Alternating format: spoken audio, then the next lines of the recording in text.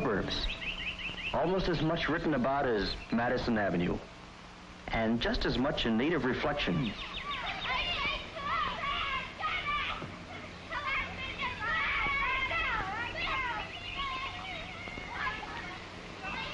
Like Madison Avenue, life in the suburbs has its good moments and others not so good.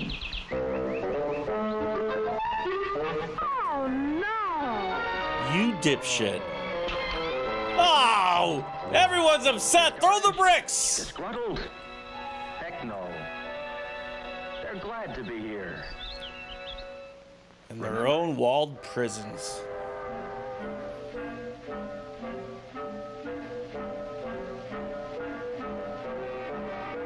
Poor people go where the misery is. We've got to move.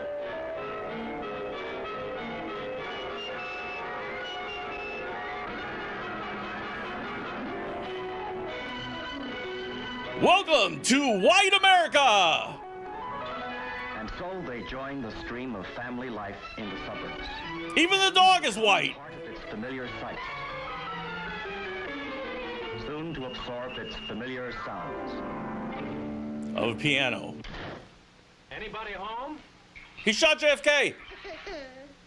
Ew. Whistling at toilet paper. Nothing to see here.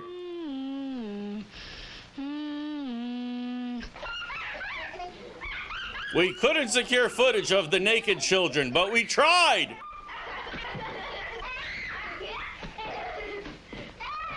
I see all.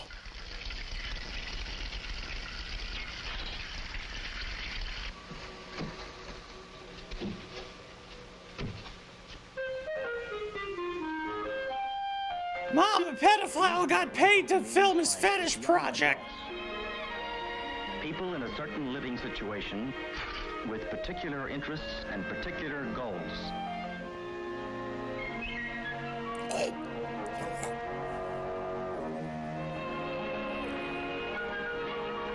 You fuck. These young adults begin to discover Red Book about the time they apply for their marriage license. Start life in their own homes. Wrestle. Have their first baby. Wrestle until a baby comes out. And they stay with Red Book through their busiest years. Crippling debt. The movie. Red Book sees them, they're an energetic lot, a carefree lot. Uh-huh. Even though so suddenly plunged. We're not into married. family life. As the babies start coming, they usually decide to concentrate on their houses, with the woman staying home to learn new ways to run a household. Yeah. I forgot the thing that I forgot to do! Where it soon dawns on her that she could use a little expert help. This dumb bitch is in need of help. While the kids are young, many They're of them gullible. try to stay at home, which isn't always so easy either. The fuck? Children, you see, are much like rabid dogs. They cannot be tamed. Do not even attempt. There are times when it's good to have other young adults to talk to.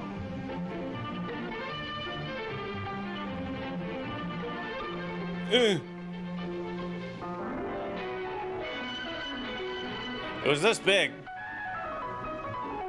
Honey, hold it in. Don't barf. Don't barf. But wherever they go, there's usually a baby nearby. Kick them. They deserve it.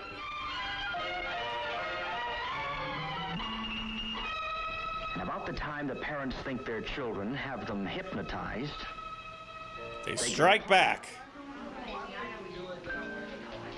and bring the kids. Yes, I was raised in a barn. Come on in. The white people are herded in to talk about things such as toast, the lack of toast, and smocks. I'd rather have only big auditoriums. Hey, we're just talking about auditoriums. Don't educate by an auditorium. They have those. We're talking about how to domesticate the colored folk. Know how my children behave.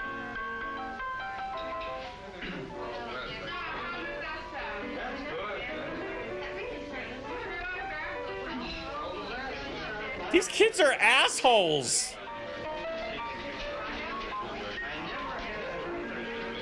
My finger went up my butt and then it flew into my mouth. Any magazine written for young adults and matching their busy lives is bound to be lively, full of things to talk about, varied, and warm.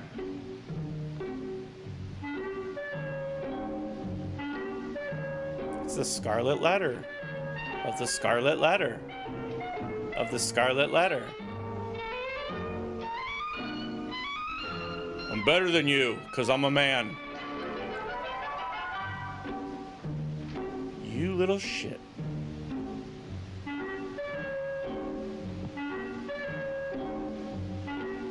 I'm not sure what this is actually trying to teach us.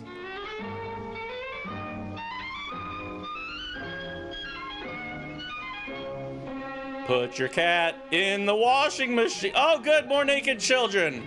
Awesome.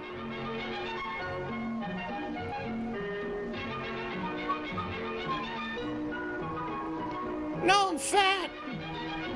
And that was rude.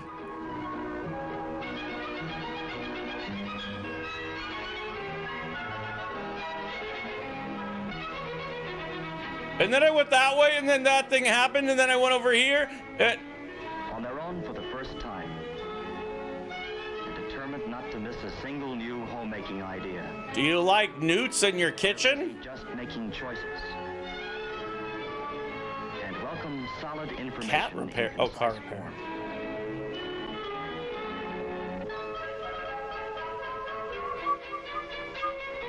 How to Eat. The book. Takes a while One! for people to realize all they're in for when they buy a house or when they have a baby. And when they buy a house and have a baby, They're double fucked. Dad gets in the car for autoerotic asphyxiation. No! Your thing! It's from IKEA. It's a chair or table or fan. I don't know. and are off on a wild, non-stop ride. Wow! Literally! Here's your chair. Buy some Tide. We buy things linearly. It's a happy-go-spending world. Happy In Ghost. the windows of the suburban shopping centers. Save us! Save us! You're trapped from the inside looking out. Consumerism. Redbook has been studying shopping centers because the people who created the suburbs are young adults. And the shopping centers are built I thought in their they were contractors. selling to young adults demands a new kind of marketing.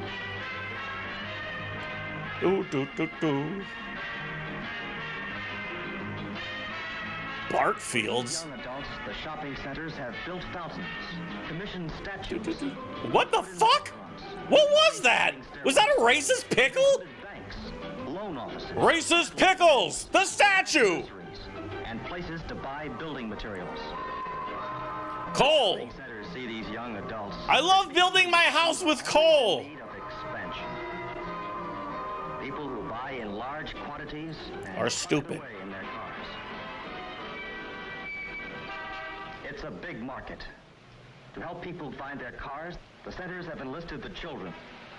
They've put in shopmobiles to help them cover the ground. The children will take them to their cars. They are indentured servants. Checkout counters and endless rows of carts. Carts rolling down the malls at Southdale, at Northland, Help me! They bought me cheap! and East Point, at Hillsdale in California. These young adults shopping with the same determination that led them to the suburbs in the first They call me place, Richard Racist Pickle. Yes, Miracle. on wheels, Of the Bigot Brigade. living by the automobile. The first young adults in the age of the push button. Wow, we never had a button before! Push that button, get closer to death. Push that button, get closer to death. Don't hold your breath, you're closer to death.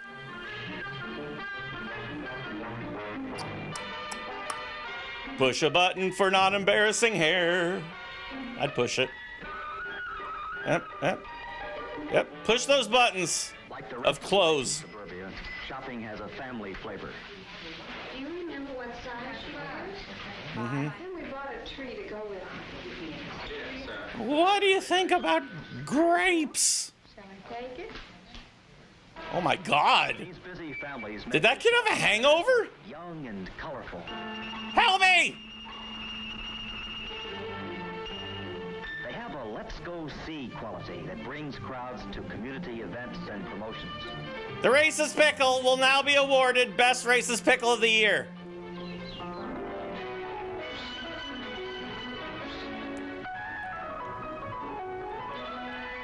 For the children, whom the young adults have always at hand, there's plenty to do and What see. the fuck? Come on! That's just outright pedophilia. Ooh. I agree, it's pedophilia. Catch a fish, ride the rides, Thank you, pedo cow.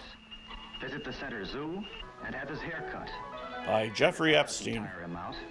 His mother can put him in the center's nursery school, where he can get paint on his shirt, see his friends, and wear himself out on the bars. He's too young for bars. What are you talking about? I got a dead one who was half off. Since these young adults seem to be able to outlast their children, they stash them away at a neighbor's house and go back to the center for more.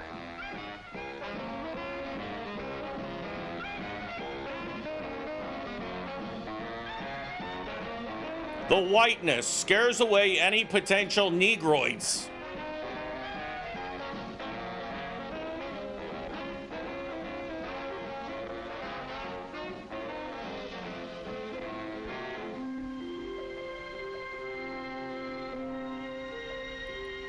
This stunning collection of water can be This yours. is the life young adults lead, summed up recently in a single phrase. And dramatized by Red Book in all over the country. For more than 2 years, Red Book had been working with merchants associations To get the price of watermelon down to 88 cents. When the Easy Living promotion was presented, almost every store joined in. The first center-wide... Put the pineapple where the pineapple goes! Lamb chops, easy living with lamb chops. We won't lie, the alcohol helps a lot.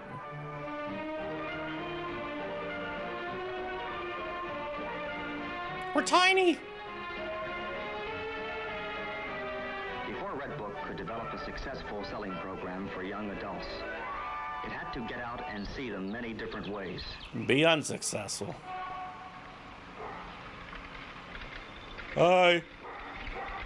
It had to get to know them so well. Catch you on the flip side, Hermie. Magazine solely for them. You've been circling the block for 12 times. Stop looking at my kids. Well, they're not so much highbrows or lowbrows as wrinkled brows. Eyebrows. They're serious. And no wonder. Oh.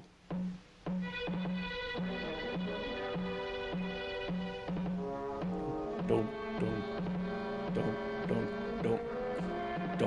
This took a turn for the sinister. I vote to have our troops killed. I vote to have this car toppled. Vote approved.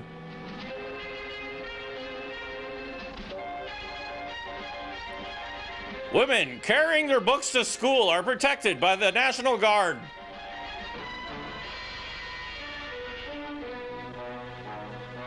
The Russians can invade at any time and turn your children into Russians.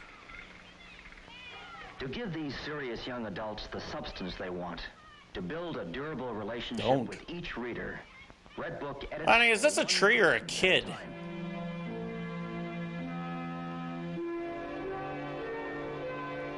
The sexual responsibility of women. This is gonna throw the timer off, but I don't care. Modern. I'm trying to read this here. Modern something about married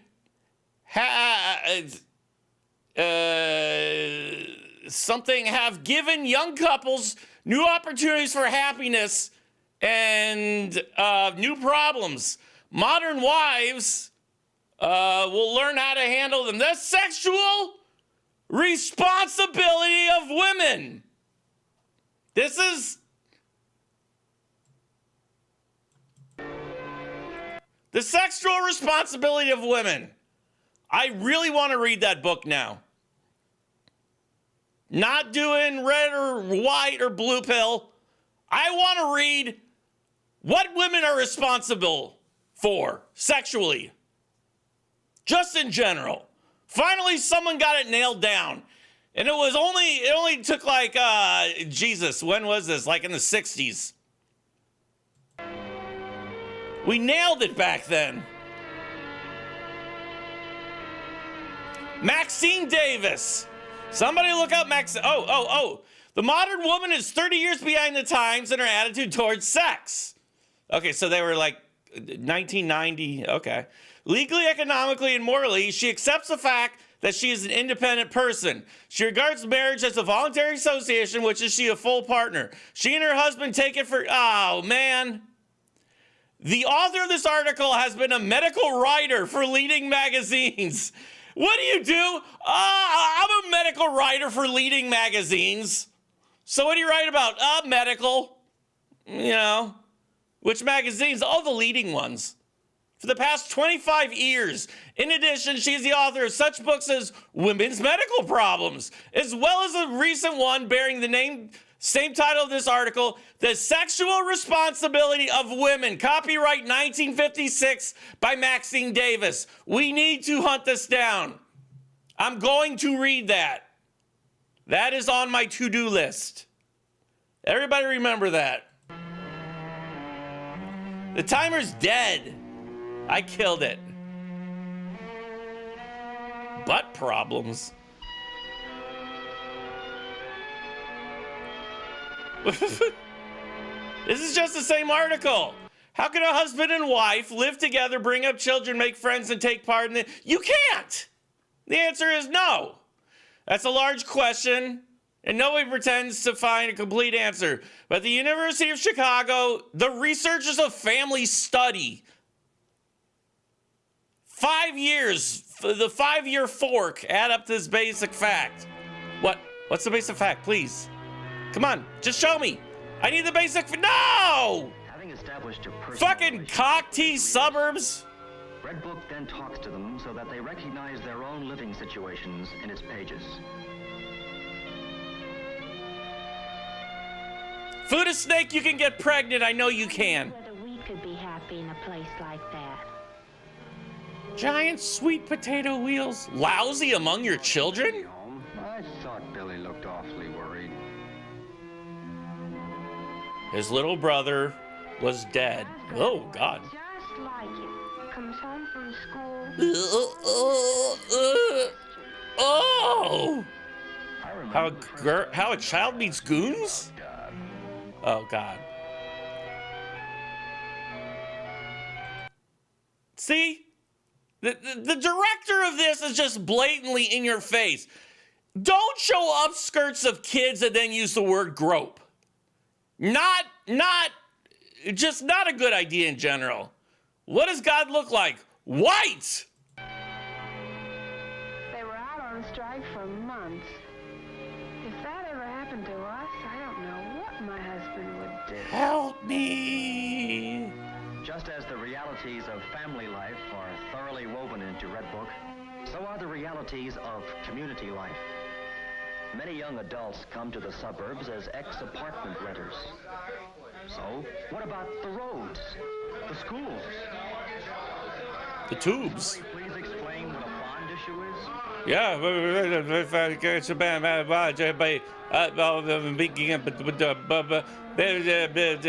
veterans get too much. Much, little. Well, a little nose candy for me. Oh!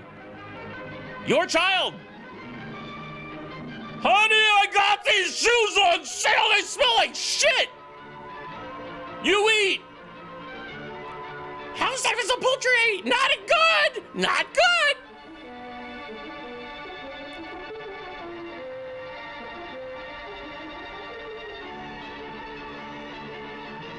I feel like everybody's talking over each other. Writing for young adults, Red Book's editors have to keep learning and analyzing. We have some color footage and some not. Gazing, Red Book's editors have to keep an eye to the future. Are you going to the dance tomorrow night? Yeah. Welcome to Phantasm. There's a whole new generation coming, soon to be young adults. A bigger than ever market of people who have a history of their own, who remember all the way back to Eisenhower. Probably never saw their mother use a ringer. Think automobiles or household appliances. And have reserved seats on the next rocket to leave the Earth. Fucking millennials. Am I right? Am I right? Oh God, we're coming back to Earth. Elon Musk, save me. But right now, you can ride along with a happy go spending. Buy it now. Young adults of today. What the Ride fuck? with the young adults who are buying 70% of all homes sold. We love to have a chair on a stupid fucking carnival ride. This is like the whitest of the white people ever. The only mass magazine aimed exclusively at young adults. And idiots.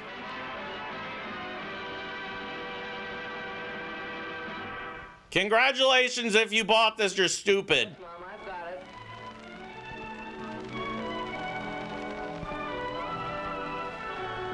What's that? You may already be dead. 18. It's like protein. Oh, yes, the ticket he told me about. Well, let's see what he has to say. Here's the latest on my broken ankle. Doc says I'll be all right. Oh, only I Doc. have to stay off my feet for a week or so. Anyway, here's the ticket for the High Teen Carnival. It's too late to turn it in, so you have yourself a time and tell me all about it. Not a good one. One couple. I think that means That two. means a date. Oh, Not like just going around with the crowd. Just me and the girl. but I look like Elvis Yeah, Presley in a that's car all right. accident. Only, what girl? Who?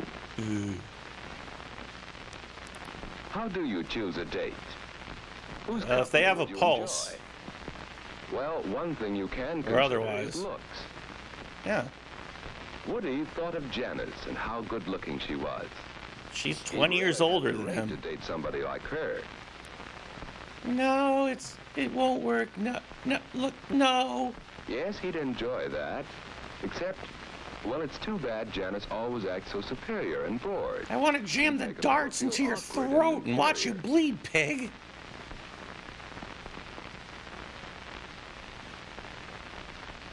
Well, perhaps someone who doesn't feel superior. There's Betty. And yet, it just doesn't seem as if she'd be much fun. What about Anne? She knows how to have a good time and how to make the fellow with her relax and fun too. Yes, that's what a boy likes. He wants to know he's appreciated. I use my teeth when I give oral. So Woody decided he'd ask Anne for this first date. But just how should he ask her? And what if she refused? No, it won't be easy asking for that first date. Go for a steak. Well, Woody, hi. Hi, Ed. What you doing? Just thinking. Don't work too hard.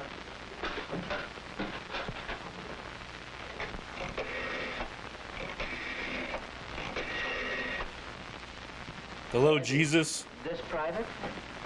No, stick around if you like. Well, hello, Edward. I thought I heard you come in. I thought you died. Oh, Mom. Is it all right with you if I have a date Saturday night? Well, of course, you generally go out on Saturdays. Hello, may I speak to Mary, please? But No. Mom, this is different. A date. I'm gonna take a picture of a pier and you can frame it. But I'd like to take Aunt Davis to the High Teen Carnival. Thank you for the sex, Neil Gulmer. A date? Again, I don't know how much sex is. Young. You know, I've been married for a long time, so. Swing it. We all have to start sometime. Well, if you don't overdo on dating, Ed knows what I mean. Weekends only and not too late. Hey, Mary, Let me tell you about dating in the 1840s. I think I can get by a little earlier than usual. How's 7:30? All right, Mary. Bye now. Boy, you sure make it sound easy. Do you buy the condoms or does she? Practice, my boy. Experience. But I don't think I'll know what to say, what to talk about. Now, don't Spurgier, thank you very much for the hamburgers. old self. Come on, let's see what's for supper. I appreciate it. Both you and Neil Gallagher are American heroes.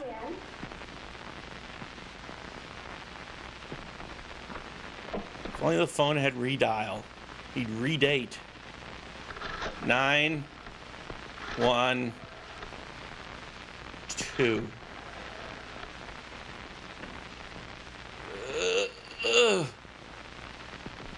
Hello, Mrs. Davis. Marry me! This is Woody. Or, I mean... Hey, Woody. May I speak to Ann? How do you ask for a date? You just did. What about this? Ann? Fill me up. Well, how about a date?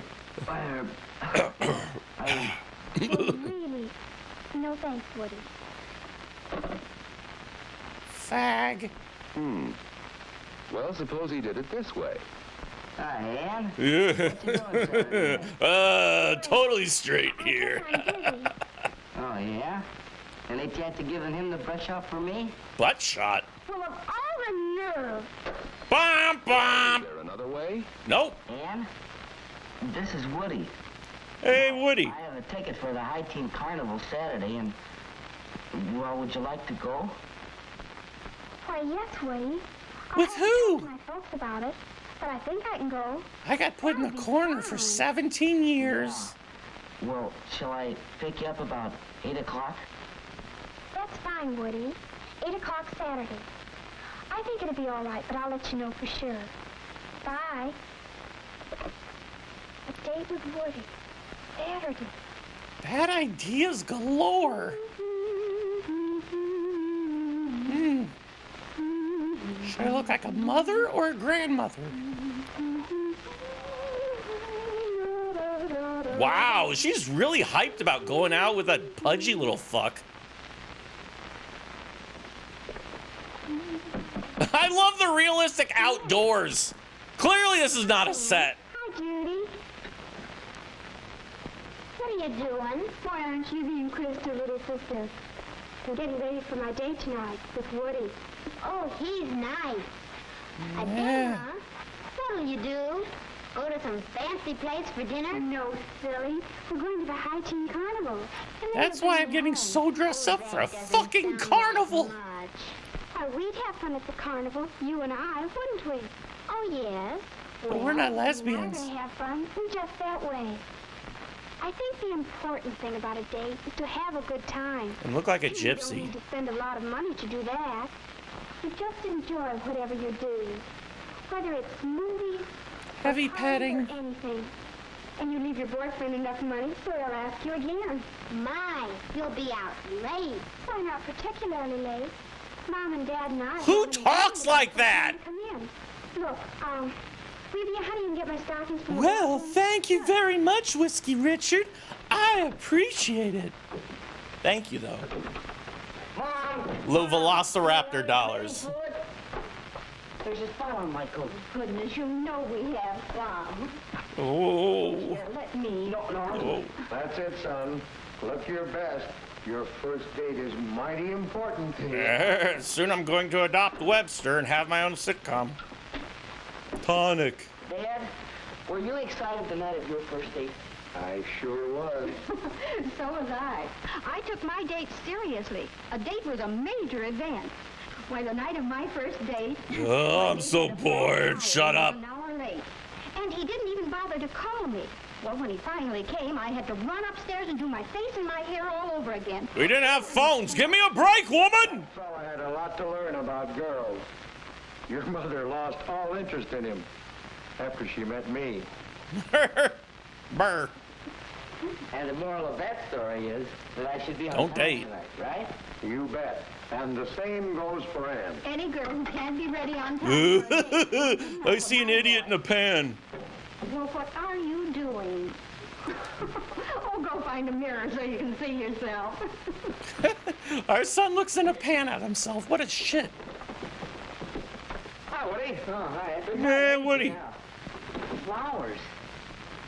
Ann won't expect flowers, will she? Huh? Oh, I hardly think so.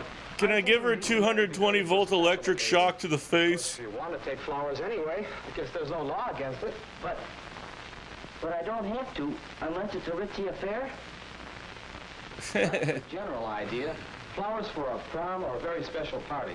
Otherwise, you don't need to. We're going to the White Alliance I'll meeting. have to run. Me too. See you later. Bye, Woody. I'm going, folks. All right, Ed. Have a nice time. Games. Now with games. The white people can't find their way around all these ding-dongs. And you see? It's darts, yeah. You throw the dart and then you win. You won a prize, congratulations. It's a switchblade. Touch my felt shirt. We don't believe in God. Let's see here. Well, you're gonna die unhappy. You're gonna die unhappy.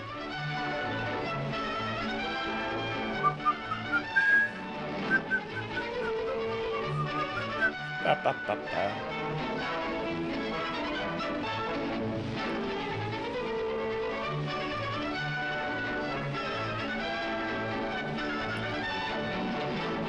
Food is good food. We saw this shot. There's ding-dongs everywhere. But when you're having so much fun, time goes all too fast. Well, it's the time Ann had set for getting home. And now, good night. The end of a perfect evening. Where should you put your hands? Anybody How do you knows. say good night. Perhaps. Good night. I love you. Please. But sex. What are you? Butt sex.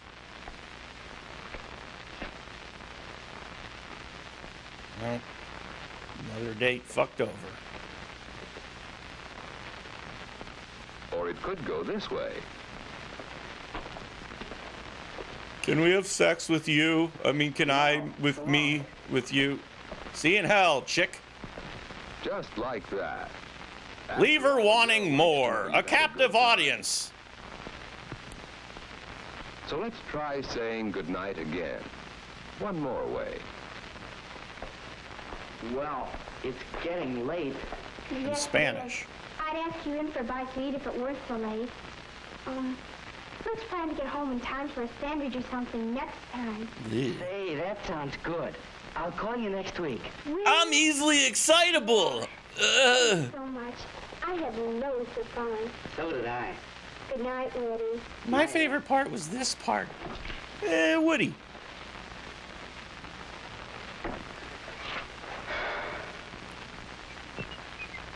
Soon I'll figure out the lament configuration and destroy them all.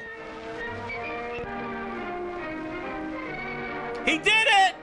He did it! He won. Be like a good boy.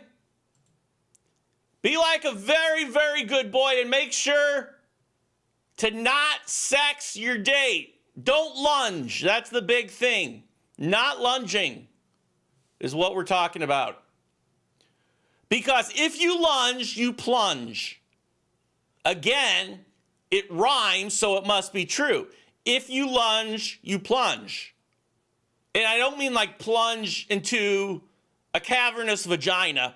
I mean plunge as in plunge in the popularity. You like go down, because do you remember that boy? He lunged at me. And then the other girl goes like, oh, no.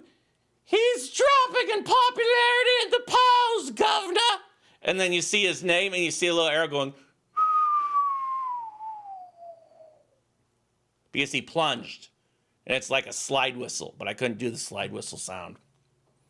If you love, you grub. Can't finish that one, but we're going to do another Dungeon AI run. And if you guys know the procedure, good, get ready. And if you don't know the procedure, I'm going to tell you by making words come out of my mouth, which you can hear by using your own ears. That's like a warm-up instruction of what to do. Okay, so we start off with 3 things here. The first sentence establishes who we are and where we are. Such as in this example, you are a knight in the kingdom of Larian. Don't know who Larry is, but he's on his shit. And then the second sentence is your goal, your stated purpose, the plot line of this run. You are hunting the evil dragon who has been terrorizing the kingdom. Wow, creative. Evil dragon terrorizing the kingdom. Maybe there's a wizard. Wow, wizard. And then the last line is the opening statement. You enter the forest searching for the dragon and see. And then the game plays out itself.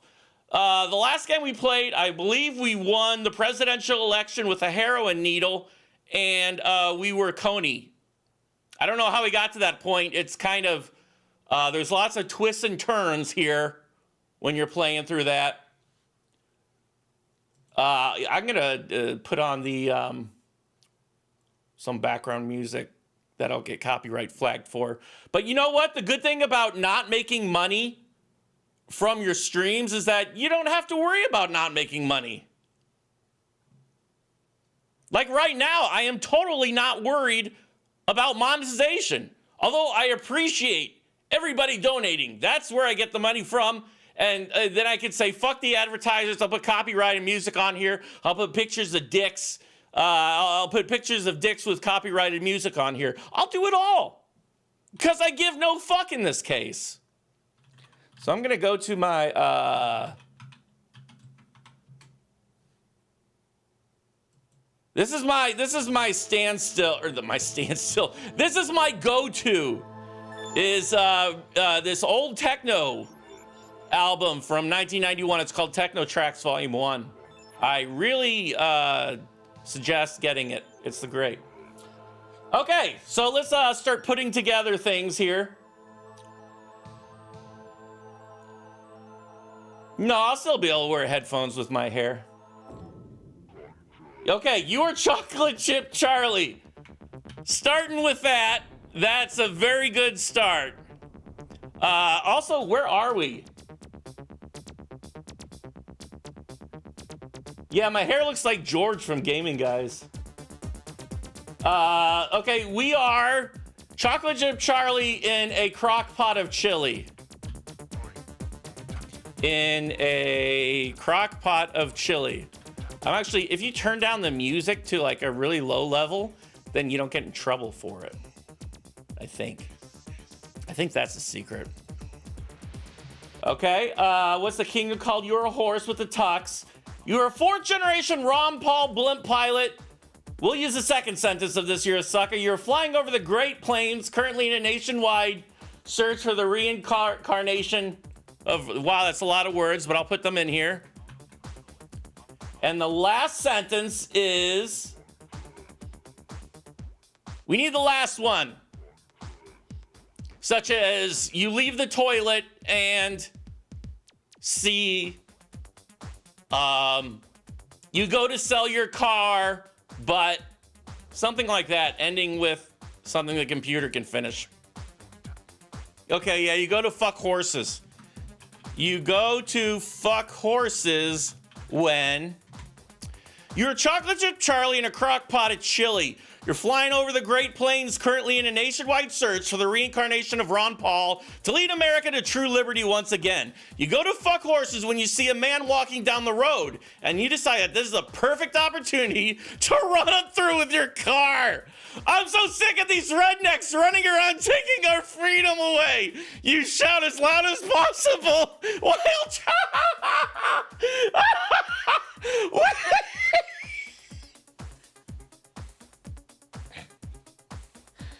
all right, we have already achieved victory in the first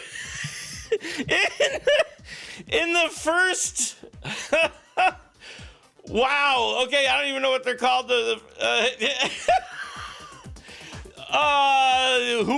This was the winning combination apparently. That was a really good one. All right, so we're sick of the rednecks taking our freedom away, we shout, while trying to drive over a man. We've got a good foundation here. We've got a good foundation. So where do we go from trying to run over men with our car? Because he's trying to take our freedom away. And we're yelling it out the window, too. Like, hey, buddy, I'm so sick of these rednecks running around taking our freedom away. And the guy's like, are you going at a high speed? You're like, yeah! Very high! High speed, baby! Glass ceiling shit. Okay, yeah, there we go. You drive donuts around the man while shouting, shit. Nah, racism is always, it's a crutch. I'm not going to go that way. While shouting, inappropriate, let's go with sexual harassment then. Sexual remarks. You drive donuts around the man while shouting inappropriate sexual remarks. Hey, baby, come on over here. I got donuts and beer for you. You see as you slam on the brakes? The man looks confused at first, but then he notices the donuts in your hand, and his face turns into one of pure joy. We're 2 for 2 so far in this run. Nothing bad has happened. The computer is not upchucked. AI everywhere. We're successfully picking up a man. We were doing donuts, but then the donuts materialized as donuts. And we use those as a pickup device to capture this man who is confused, and then he realized, oh shit, pure joy. This guy's got donuts that he's offering me. I thought it was just donuts, like as a sexual term or perhaps a driving term, but no, they're actually physical donuts that he somehow got.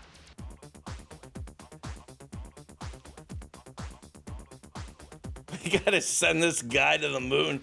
What do we do now? We've got this man captivated. I think we can have our way with him with the greatest of ease. If we were going on a date with him and we lunged at him, he would lunge back. And there would be the heavenly unitement of two becoming one. Sex is what I'm talking about. This is sex. There's like church in the steeple, then you have sex in front of all the people. It rhymes. Lick a battery. I don't think that's gonna get us anywhere. Unless if you're talking to me.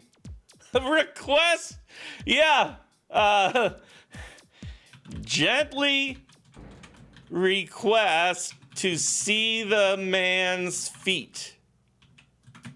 How do we claim you are a foot inspector and he may be under arrest for bad feet? You gently request to see the man's feet. You claim you are a foot inspector and he may be under arrest for bad feet. Pinky toe, toe, toe, pinky, you shout at him. Yes, sir, he cheerfully responds while wiggling his pinky toe. You drive over to the man at moderate speed as not to scare him by this sudden encounter. Okay, so the AI is having trouble with object placement here. Apparently, we're screaming from the car, pinky toe, toe, pinky. And then he says, yes, sir. And he waves his pinky toe. So we got to see the man's feet. Again, we're 3 for 3. Everything's coming up Millhouse on this run, baby. Use donut anus horse. That won't work. Feed him donuts filled with... Okay, we're doing that.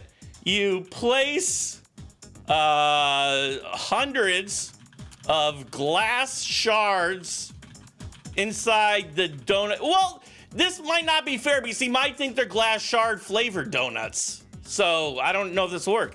Inside the donuts and give the...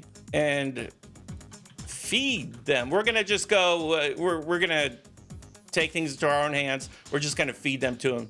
Feed them to the man with no shoe. You place hundreds of glass shards inside the donuts and feed them to the man with no shoe. The man greedily snarfs down the donuts. Thanks, officer. I needed those. You wouldn't happen to see anything about my feet, would you? He asked while putting on a good show. Just one shoe, you reply with a smile. So we're foot fetish cop, hot on the beat of the feet, feeding men broken glass donuts. Just one shoe. Just one shoe. Oink. We're not smoking crack. Well, we could smoke crack. But let's roll with the things that are occurring here, okay? Just like smoking crack, that's like taking a 90-degree, just a 90-degree turn. We're not doing that. Let's try to go with the flow here, okay? Look at what we've got and look at what we want to get. I don't remember what we want to get, and I don't know what we've got. But the last paragraph is about a man eating glass-filled donuts and then us being foot police and saying just one shoe with a smile. How about we foot fetish food cop? Okay, let's take a photo of his feet and sell it on the internet. You offer to take a photo of his foot and sell it on the internet. You offer to take a photo of his foot and sell it on the internet. The man quickly moves his foot away from behind the car in a cautious manner. Sorry, something about my feet makes me embarrassed. I've had it, I snorted. I've had it since I was a kid. You back away and put a respectable distance. Now y'all fucked it up. Option 6, thank you very much. Am I still friends with Zach? No, nobody's like, Zach like disappeared. I don't know where he went. And thank you. Oh yeah, I forgot. I'm drinking energy drinks. Now we fucked up, okay? Our run of good endings has just ended. Yeah. So we were getting friendly with a guy. We pushed too hard. You guys strategically plan your moves, okay? And what we did right now, we just fucked it up.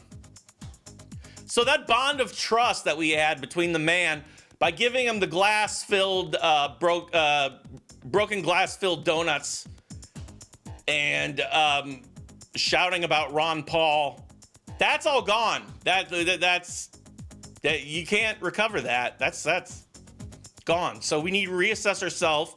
We need to take stock of ourselves. We need to look at our positioning in life, and we need to re-engage. We need to re-engage. That's the important thing here.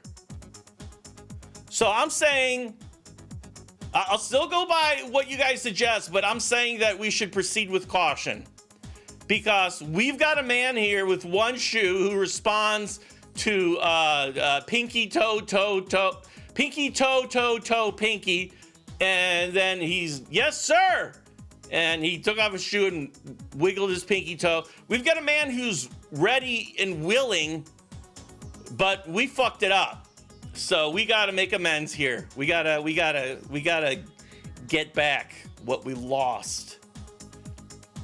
Yeah, let's Tell him you need a photo of his foot for official records. I'll go with that.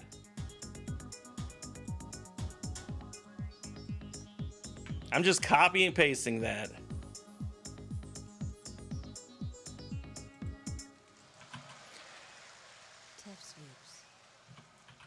You tell him you need a photo of his foot for official records. I'll add police records. Official police records. That makes it even more official. It's like super official now. You tell him you need a photo of his foot for your official police records. The man quickly moves his foot away, out from behind the car in a cautious manner. Yeah, this police officer makes me pretty nervous. Sorry if I seem weird about my feet. It's just a quirk, I guess, the man says with obvious... You guys, you're alienating him. We're getting nowhere with the feet, okay? Things were good at first. You're pushing too hard. You need to slow your roll. You need to slow things down a bit, because this is a relationship that needs to be built upon such foundational descriptions as trust, love in a carefree manner, but yet within limits, lust for the beyond, for the great void.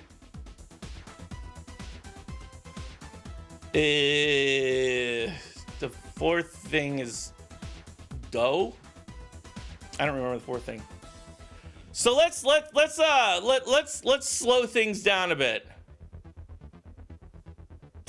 We're not kissing his feet.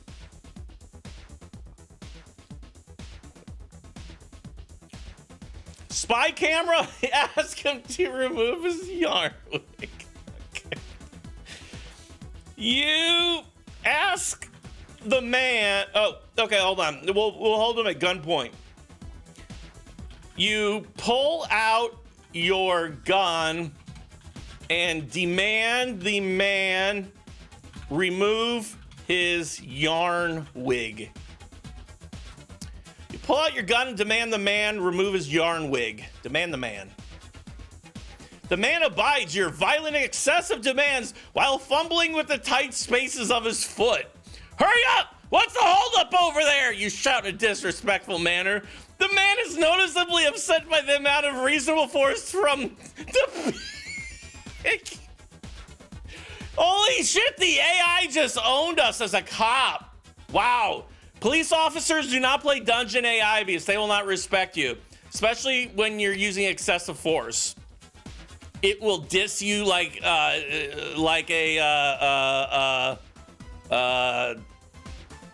no, it's redundant to say a diss track, so I can't really say that. It'll put you down like a diss, yeah, whatever. You know what I'm going for. Tase him, ask him to clean it. You guys, by the way, have pistol whip him. You have violent notions. I think there's something that you need to get out here, because a lot of the things that I'm getting here are either awkward sexually or physically violent, and I don't want to say anything about y'all, but I think some of you just might be a little bit crazy. I'm just saying, I'm throwing that out there. I don't mean like crazy. I mean just like increase the sertraline crazy. Just like, you know, and then you're like, yeah, I don't want to kill and fuck feet so much anymore. I mean, I could use that obviously on myself, but the place to criticize others is here. And the place for avoiding all self-reflection and introspection is on this channel as well. So that's why I can freely criticize you, because we have this bond of trust where I can say, I think you're crazy. And you can say back, thank you, I am crazy. And we have that whole thing going on, the yin and the yang. You know what I mean? If we remove his feet from his body, he won't be able to withhold access. Ask the cop to participate in sexual roleplay. There we go, come on! Remove, okay. I'll go with removing your shoes.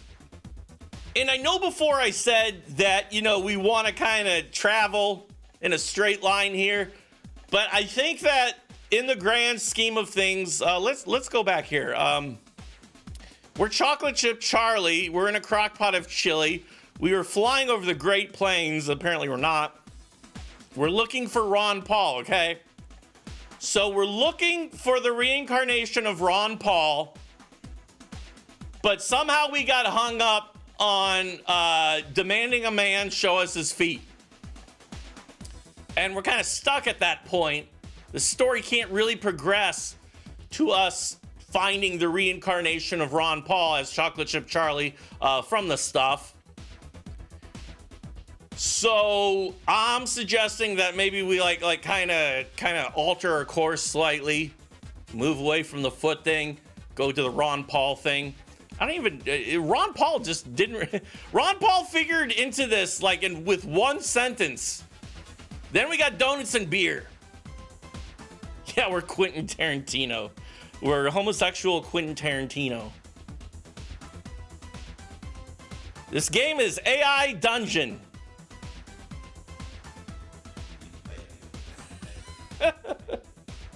You obviously recognize Ron Paul by his feet. Can you imagine? And this has to have happened. Somebody out there has searched for Ron Paul in foot.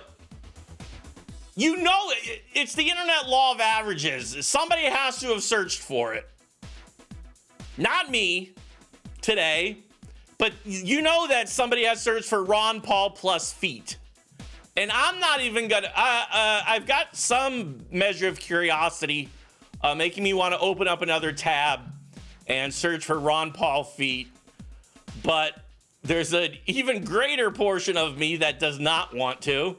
And I'll leave that up to you, the viewing, listening audience out there, to search for Ron Paul plus feet and let me know what comes up for you. Ask for the keys to the Ron Paul blimp. See, there we go. We're on track now. You ask him for the keys to the Ron Paul blimp. Let's do like that Black Saturday. Was it Black Saturday thing where they crashed the blimp into the Super Bowl? So we can crash it into the Super Bowl. You ask him for the keys to the Ron Paul blimp so you can crash into the Super Bowl. We should all wear pile jackets, so when we turn into pumpkins, it'll look like we have hats. This is where the AI shits itself. You try not to lose your temper at this madness you must deal with on a frequent basis. Where are the keys, you demand? That was my powerful Harrison Ford Air Force One voice. Where are the keys? Give me back my son! Who said that? Was that Harrison Ford? Give me back my son? No, that was Mel Gibson. Give me back my son! And then, oh, Harrison Ford was, get off my plane! That's my Harrison Ford impersonation of Air Force One. Get off my plane! He kind of sounds like Richard Nixon, but it's just fun to do that with my jowls, because I have jowls now. Get off my plane! By the way, if I get copyright flagged for that, it's because I'm so good at doing Harrison Ford and Air Force One, telling somebody to get off his plane. Get off my plane! Had a little, had to inhale there. Get off my plane! There we go. Buy him a $1,000 chair. The keys are up his butt. Beat the man with his own shoes.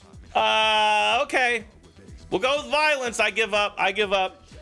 You beat the man to death with your own shoe and find the keys to the blimp. I'm just gonna fill out what happens in the next step there. You beat the man to death with your own shoe and find the keys to the blimp. The man meekly hands the keys over to you. Thank you, big man.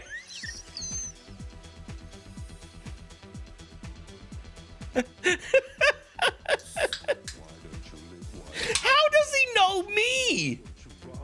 I mean, you can say the feet triggered him off, but how does he know I'm Pigman? I'm Pigman on campus.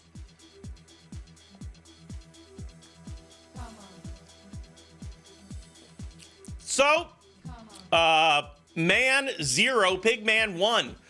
We have the keys to the blimp because we beat a man to death with our shoe as a police officer who tried to sell pictures of his feet on the internet and was rebuffed. Shortly after giving a man a donut full of glass shards. Poor Caroso, there we go. Ask him to speak louder? No way, the guy's dead. We need to get in the blimp. We need to fulfill our mission of either finding the reincarnation of Ron Paul or crashing it into the Super Bowl as a statement because we're terrorists, and doing that would create a statement. The statement would be, fuck the Super Bowl. Also, if you paid for tickets, you got ripped off because you're dead. That would be another statement that we'd be making. The third one is we can't pilot blimps or shit. Because, I mean, I guess all you gotta do is move down. I don't know if you can take... Did you take, like, blimp piloting courses? I don't know how many hours in the air. I mean, are there blimps in the air even more? I think they got, like, all outlawed. Fucking Obama's America? Where's the blimps? Obama's America? You look around, you don't see blimps anymore. Why is that? Because there's no fucking blimps in the sky. You can look around... You could try to find a blimp. Won't see one. Could be invisible blimp. Don't think so. Don't think invisible blimps are on the radar, so to speak. You take the blimp and do as it instructs, Googling Ron Paul. Now that's a good one. We are going with that one. It is nice. It is not sexually weird. It is not laced with inherent violence. You look at the blimp and do as it instructs, Googling Ron Paul. Please do not let this end with feet, please.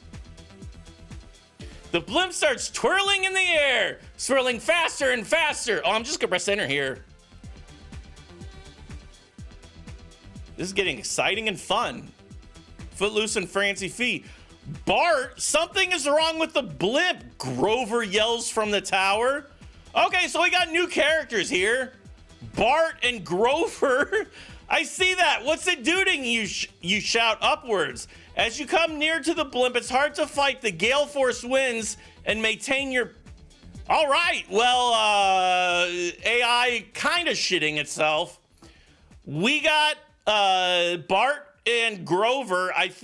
Maybe I'm Bart. I'm not sure. Grover, we need to ask about his house. I'm pretty sure. Bart, there's something wrong with a house, Grover yells from the load balancing staircase.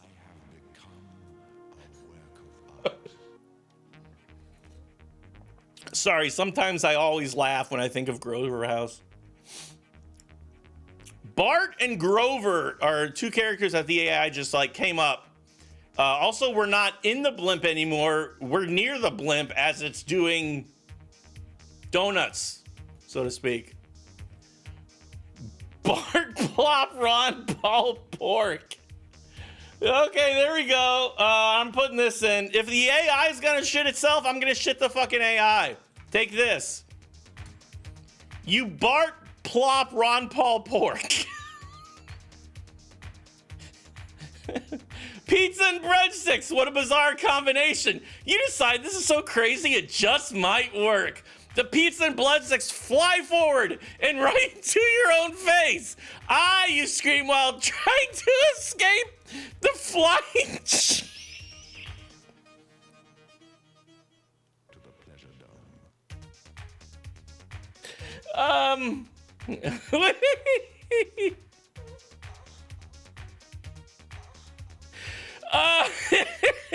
So we've had our ass wrecked by the flying cheese abilities of the Pizza Hut product. Some genius came up with pizza and breadsticks, which we thought was fucked up. We're like, pizza and breadsticks, there's no way bread plus bread could ever work in this country. Get out of my country. Get off my plane. But then we decided so crazy it just might work as it hit us in our face and we screamed because of the flying cheese abilities of the Pizza Hut product. So I suspect either Bart or Grover is responsible for the Pizza Hut product being thrown into our face. Either way, we need to get justice, I feel. This is the time for violence. I don't say that, just candidly. And I don't say that without hesitation. But I think now is the time, in fact, for violence. There's always a time for everything, a man, probably Mark Twain, who's the Samuel F. Clemens, the inventor of the peanut or whatever. He probably had to quote something about that. Now is the time for everything. So it's time to get real, is what he said in Tom Sawyer, who's Mark Clemens said that. Scoopy baby bloody butt cop. No, we're not visiting SCP, you motherfucker. Happy Blood Day, by the way. Thank you. Happy Blood Day to you, too. You should have cinnamon. Oh, yeah. You demand somebody throw cinnamon rolls into your fat fucking face. I added a descriptor there just to, show the AI that we have a fat fucking face. You demand somebody throw cinnamon rolls into your fat fucking face. Happy Blood Day, by the way. Happy Blood Day. Cinnamon, time to take out the trash, the sweet roll shouts as it flies forward. Shove firmly into your face, big chunks holding on from your hair. A reminder that no matter what you do in this world, somebody always ends up punishing you, and for much less what you have done. Amen. Amen, my brother. Preach on. Yeah. Man, the AI is laying it out like it is. I could just read from that for Sunday Mass. A reminder that no matter what you do in this world, somebody always ends up punishing you, and for much less than what you have done. They're like, why are you at a church? Why are you shouting this at a church? I thought I worked here. I was wrong. Then you leave. This is so nice. This is cinnamon, time to take out the trash, the sweet roll shouted. So, once again, we are reminded of our own futility in this world and why nothing matters and why we might as well just, give up, because someone always ends up punishing you, and for much less than what you have done.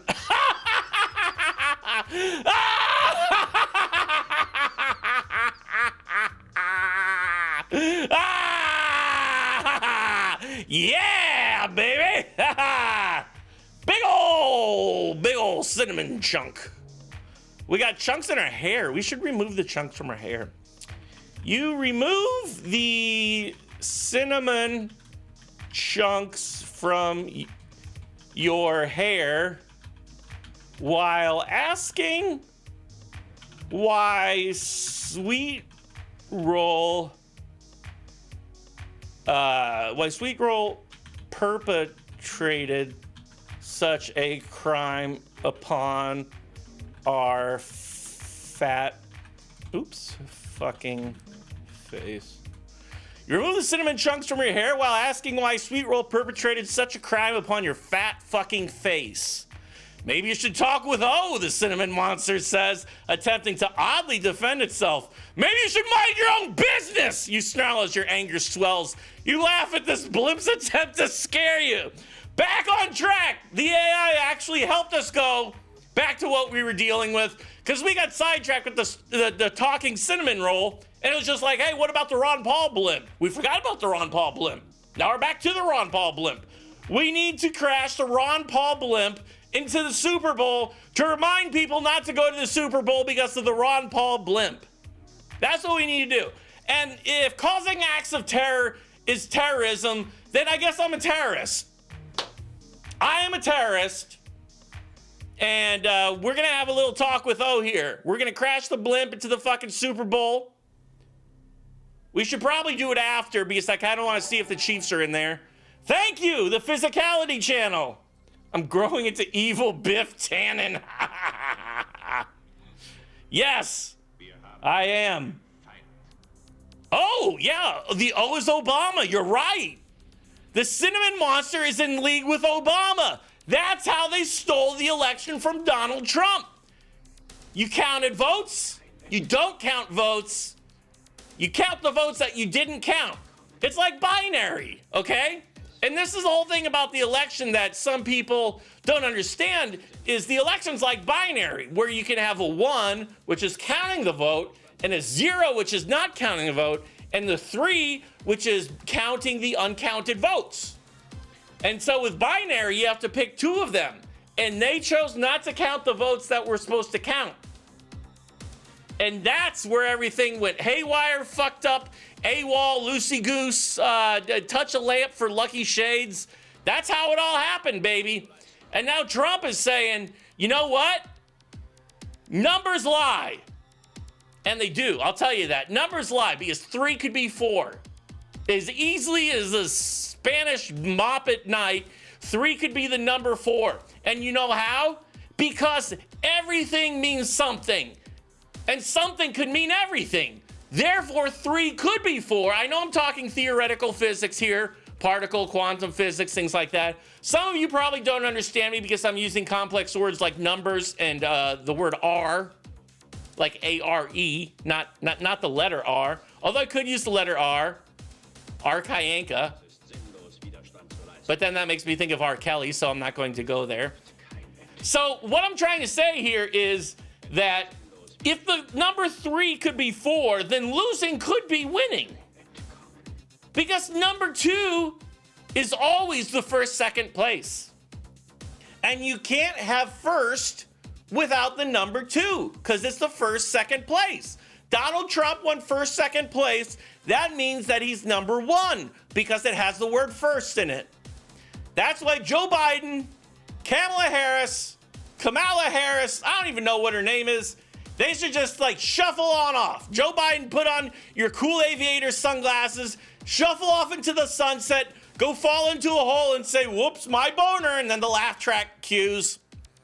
And then Donald Trump will reclaim his position as the rightly throned 40th president of the United States. 100th, don't know. Doesn't really matter now. So the important thing is that you write down everything that I say because I can't keep up with it. I don't know what I said. And you need to write that all down because it's important. And I will ask questions later, such as, what did I say? Why did I say it? Sometimes there aren't answers, but there are always questions. So remember to question the answers. That sounds like it's some Zen Buddha shit. You do the old twisty-turvy there. When you drive on roads, the road is driving under you. That could be like the Soviet America joke, but I'm not taking it there either. Let's get back to the game. Offer Joe Biden ice cream. There we go.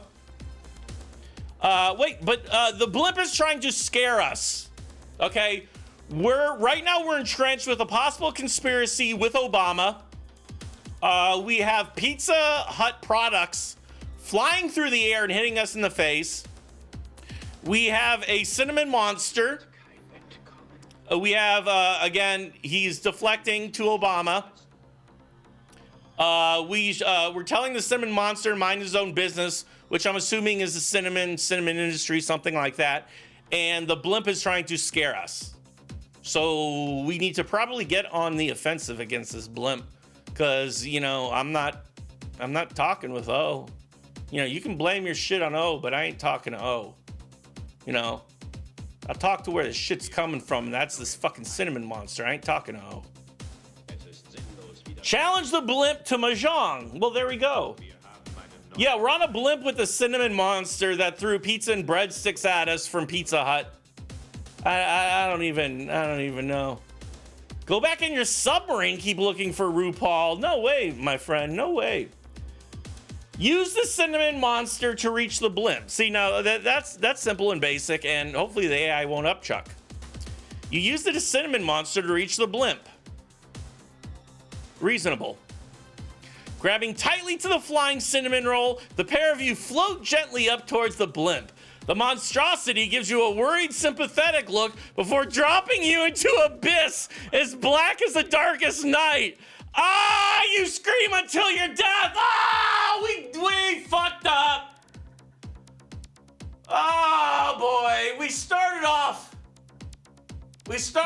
nailing this shit, and then it just all fell apart at the end. We were presented with this immovable obstacle of a man whose feet we needed to see and sell pictures of on the internet as a police officer and so-called trained foot inspector. That didn't pan out. So, shit. And originally we were looking, originally how it started here is we were looking for the reincarnation of Ron Paul, okay? Then we shouted about freedom, and we tried to drive over a man, and then we gave the man donuts with broken shards of glass in them, actually. And he was confused, and he was of pure joy.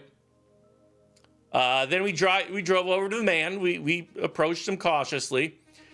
He ate the donuts, and he said, you wouldn't have seen anything with my feet now. And we go, just one shoe. Finger guns with the just one shoe. You can even do dual finger guns. I mean, just one shoe, baby. Me and you and just one shoe makes three. That didn't rhyme, but I meant it to. Then we offered to take a photo of his foot, sell it on the internet. He was very embarrassed about his feet, but we kept pushing. We kept pushing because we were pushy. And we shouldn't have done that. We should have done it at a leisurely pace. We should have done it so the man would feel comfortable with his feet instead of just trying to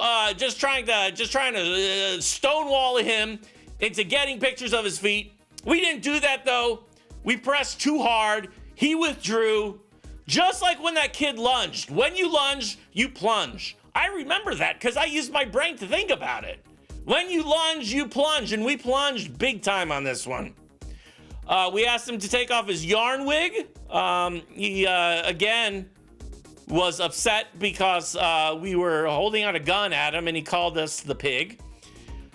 Then we got back to the Ron Paul blimp so he could crash the Super Bowl. He kind of went off the rails here and said, we should all wear pile jackets so when we turn to pumpkins, it'll look like we have hats.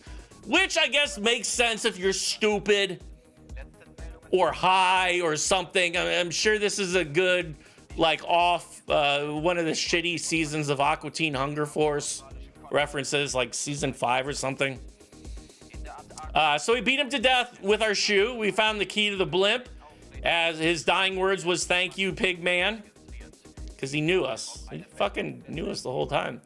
So he went on the blimp. Bart and Grover entered the scene. They quickly exited the scene as we did nothing with them. We typed in, you Bart plop Ron Paul pork. You Bart plop Ron Paul pork. You Bart plop Ron Paul pork. You Bart plop Ron Paul pork. I can say that quickly. Pizza and breadsticks. We thought that was bizarre. Things flew into our face. Cinnamon Monster came. Sweet roll flew into our face. We got chunks on our hair. Then Obama entered the picture, and we were threatened by the blimp, and then we tried to use the cinnamon monster to reach the blimp. We grabbed tightly to the flying cinnamon roll, and we fell into the darkest night, an abyss as black as the darkest night. We fell into a void, and we died. Anyway. So do we resurrect? What do we do here? Are we going to do another run, or should we end it with failure? Because, oh yeah, I should point out this age-old saying. A reminder that no matter what you do in this world, somebody always ends up punishing you, and for much less than what you have done. Somebody always ends up punishing you. It's life, my friend. Ugh. You resurrect. Let's see how bad it wants us dead. After a brief run around in a spooky hallway, you make your way to the next class. Computers 5642, subtitled Intro to Notepad. Whiskey Richard, thank you very much. Thank you. I've got all the answers in my head. As walks inside, you see many students running about grabbing chairs and props for an ongoing quiz. Intro to Notepad. I am glad we resurrected just for that. Computers 5642. Intro to Notepad. How to type. The quiz is, how do you make the letter F appear?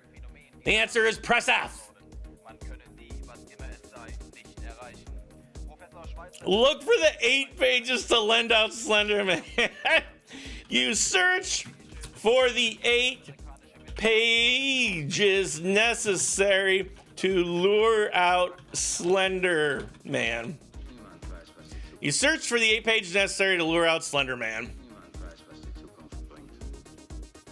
You browse for the open page, flipping through 3 pages at a time. You manage to flip through 23 pages before feeling the somewhat campy pain in your chest. You give a shrug, allowing Slender Man the pleasure of tearing your eyes out of their sockets.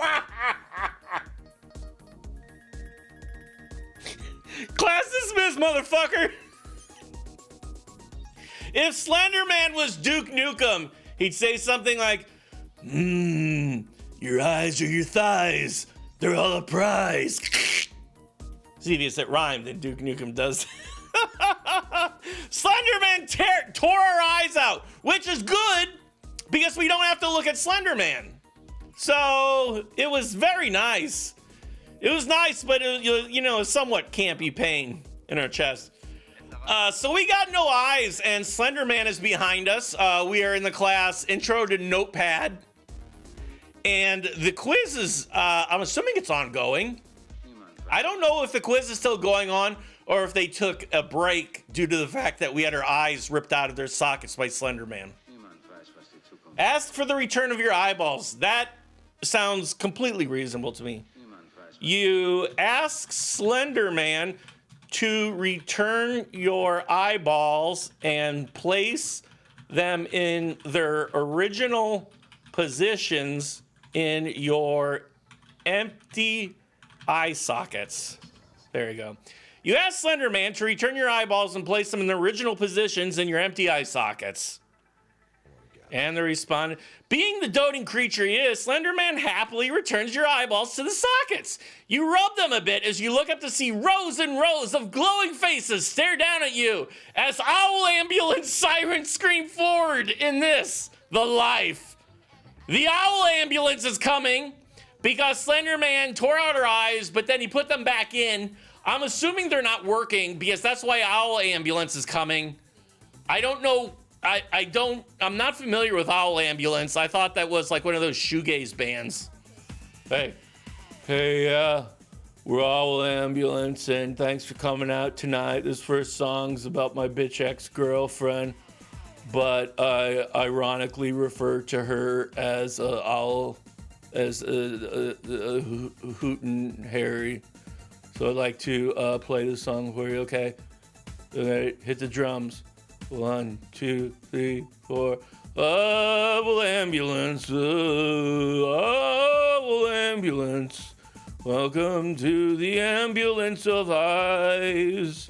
Oh, ambulance, Heather is a fucking bitch, and I can't wait to dump her fucking ass for cheating on me. Oh, well, ambulance. Fuck you, Heather. Oh, well, ambulance. We're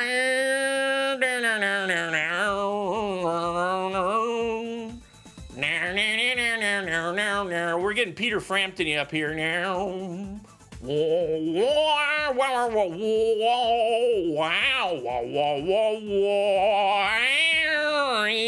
That's my squawk box talking to you in 3D, baby.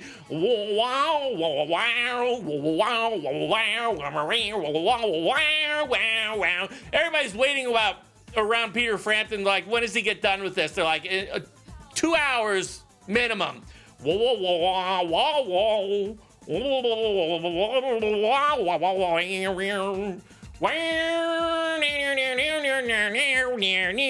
Peter Frampton.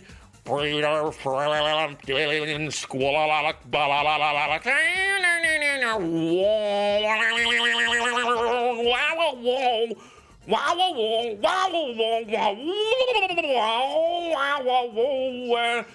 Peter Frampton in 3D.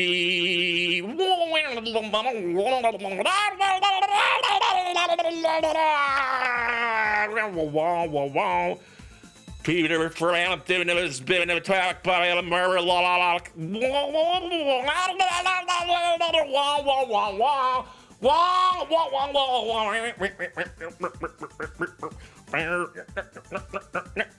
I could do this for hours. I'm just gonna do this till all the viewers just dwindle off into the sunset.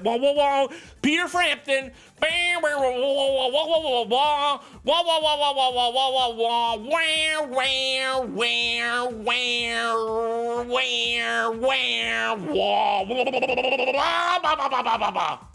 Actually, I'm done. That was Freebird, by the way. Okay, so back to the game. What do we do here? We've got the owl ambulance siren coming. We've got the owl ambulance coming to help us because our eyeballs have been removed, but then they are helpfully replaced. I'm assuming they're not working right. The owl ambulance will take us to a location where doctors who specialize in things such as reattaching eyeballs to the eyeball sockets will perform a procedure which will cure the current condition that we're in. Elron Butterfly. My favorite band is Iron Butterfly. Yeah. Not Elron Butterfly. Inagata Devita. I went to an Iron Butterfly concert when I was in high school, and it was all full of like 65-year-old people smoking weed, and they're like, ugh. It was kind of sad. We went to it ironically. No, it was in college when I went. We went ironically, but it was sad, unironically. Tell the owl ambulance that the assistance is unneeded. Give them a tip. I will do that. Contrail Butterfly. You tell the owl ambulance their assistant is unneeded and pay them a tip. You squint to read the address of your hometown. 0! Thanks to the donation you left at YouTube headquarters 3 weeks ago, you're able to afford a somewhat decent apartment in only the best neighborhood in the entirety of this hell world. A rather valuable folder you found inside contributed greatly. Okay, break this down. What are we saying here? We told the owl ambulance that we're okay. We gave them a tip.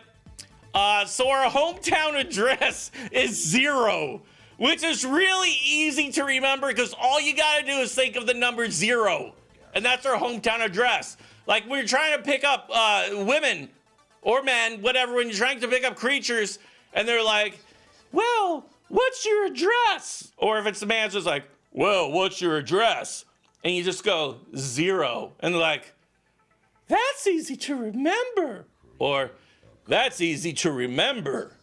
And then you say, you want to come with me to 0? And they're like, oh my goodness, a gentleman caller. Why, I never, but I'll make an exception today. Or they also say, my goodness, a gentleman caller. Why, I never, but I'll make an exception today. And so you go to 0, which is a somewhat decent apartment in Hell World, which is the current world that we're living in. I have food in my mouth, but I haven't eaten today. That can't be good. Weird. I think my teeth are decaying. And so we somehow bribed YouTube headquarters with a valuable folder. Perhaps it was from our class at Intro to Notepad, which we aced, by the way. I don't. The quiz is still going on, but we aced it. Did we open a Dairy Queen yet? Oh shit, do we go back to that? I mean, we already had the product placement from Pizza Hut. Do we dare visit the competitive world of Dairy Queen again? Because last time the streets of New Frisco ran red with blood. I'm spitting everywhere because I'm well hydrated, and that's a sign of a quality man, is that he's well hydrated. You can look at men and see, you can look at their nails and you're like, oh, you're not hydrated, motherfucker. But me, I'm spitting everywhere because I have so much liquid that I want to share it with the world, which is why I'm spitting everywhere. Thank you, Whiskey Richard. Have a good one. So are we going to open up a Dairy Queen or an Orange Julius? I guess we'll put the question down to one of those two. It is a foregone conclusion that we will open up a franchise. The question is if it's going to be an Orange Julius. Wait, Orange Julius is Dairy Queen now. Why can't we open up an Orange Julius and Dairy Queen? Let's just open up both of them.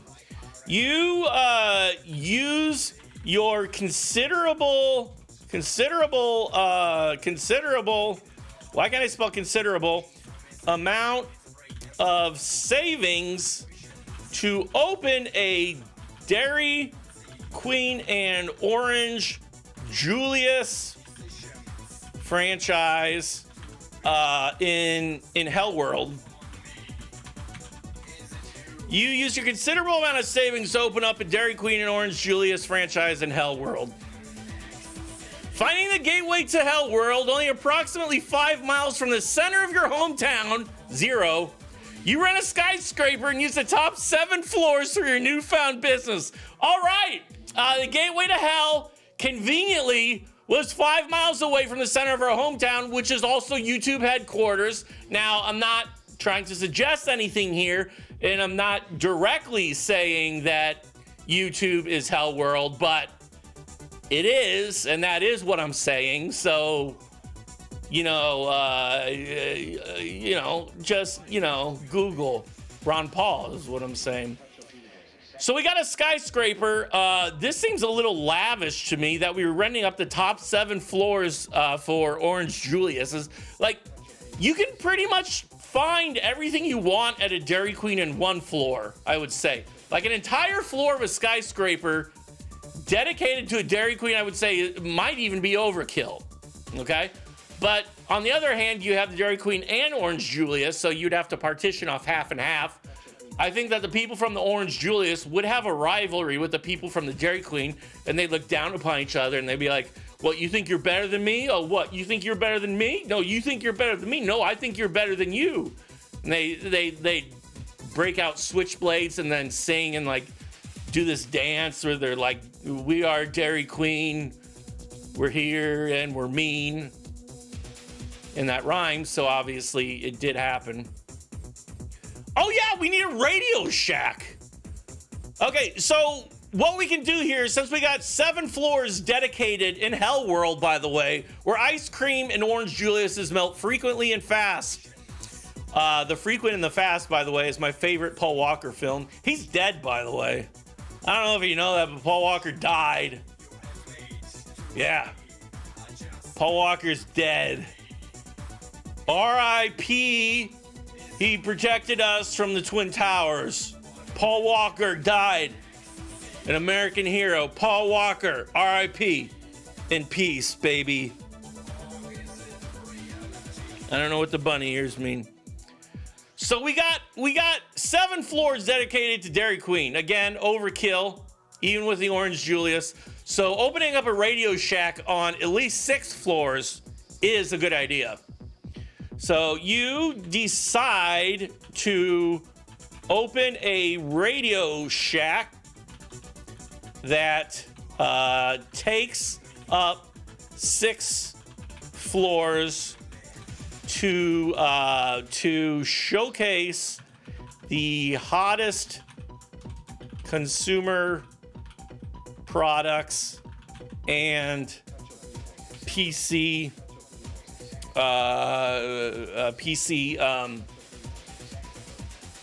nobody buys PCs anymore. Oh, perfect. And Tandy computers. You decide to open up a Radio Shack that takes up 6 floors to showcase the hottest consumer products and Tandy computers. While some criticize the low-quality goods, which you think are pretty quality, you earn much due to having the only exclusive products in Hell World, including Slender Sonic brand television. Only works when he wants it to.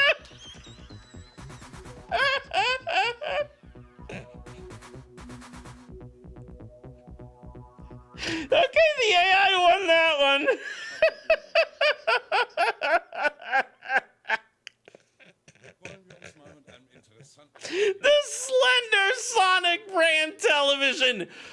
Oh, that's good. That is Slender Sonic is that's good. I like the fact that it's not a wow.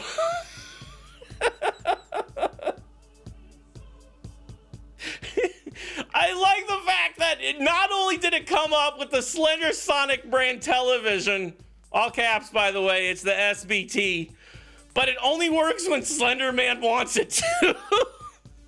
And to be honest, I don't know when Slender Man wants the TV to work.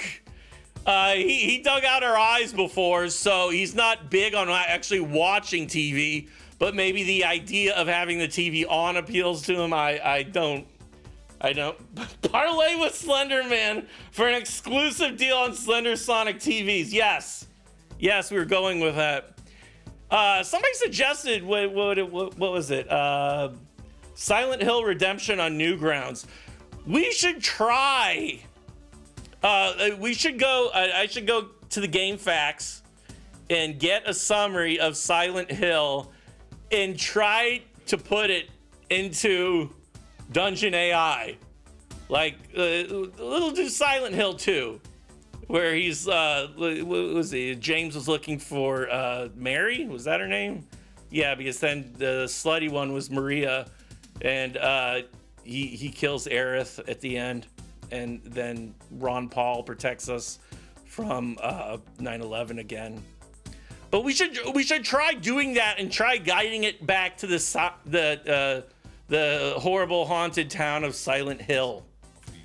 So I'm going to you parlay with Slender Man for an exclusive deal on Slender Sonic TVs.